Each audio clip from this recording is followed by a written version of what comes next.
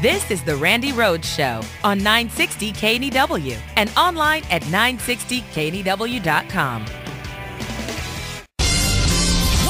You happened. 2 days ago it was Memorial Day, and now the summer is fading. On this, the final day of August 2012, that's just BS news. And away we go.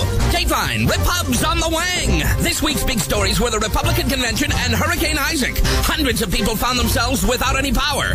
Those, of course, would be the Ron Paul delegates at the Republican Convention.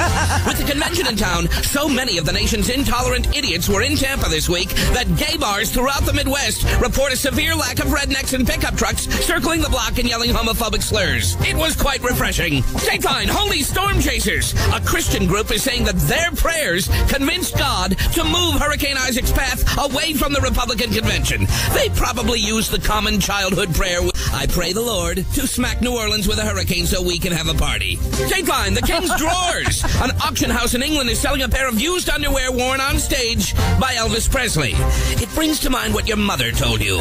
Always wear clean underwear, in case some sickos 35 years from now try to sell them at auction. Dateline, name that name. For the third straight year, the most popular baby names in New York City are Isabella and Jaden. But like all New Yorkers, when they reach adulthood, the most common names they are referred to on the street are Move It and What are you looking at? Finally, Dateline, Repubtuals. In a touching moment this week at the convention, young Republican Bradley Thompson asked his girlfriend Laura Bowman to marry him on the big stage. She said yes, despite clearly audible shouts from Ron Paul delegates who were yelling that they wanted to marry her. Don't blame it the points, it's Labor Day weekend. We're closing in on 3 day off a clock. BS News for Friday. Have a great weekend. Oh, we earned it. Sitting through 3 days of a complete disaster. New Orleans is okay. It was the Republican National. I mean, wow. I just in my wildest dreams, I just never thought it would be this bad. You know, Mitt Romney, lied a lot last night in his little policy-free speech. But most people are just stunned. They were just stunned by the decision to put a cantankerous 82-year-old man on the stage with a chair. By the way, everybody is tweeting their chair. I tweeted my chair.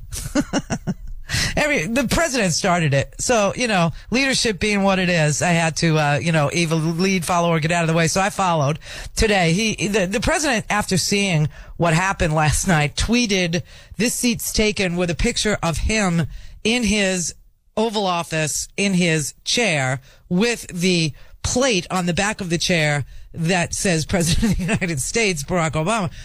And the Obama campaign, Ben LaBolt, who is the campaign press secretary, he didn't want to say, I mean, what do you say? I mean, it's Clint Eastwood, okay?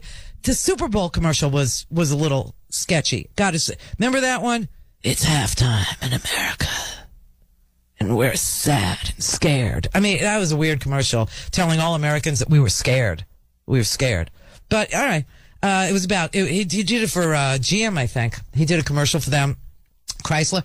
He did it for Chrysler for, it was a nice 2-minute halftime commercial during the Super Bowl. And everybody sat there scratching their head and other various body parts because it was football and you're allowed to. But we were like, well, what in the world was that mess? I should be scared? It's halftime in America and you're poor as dirt.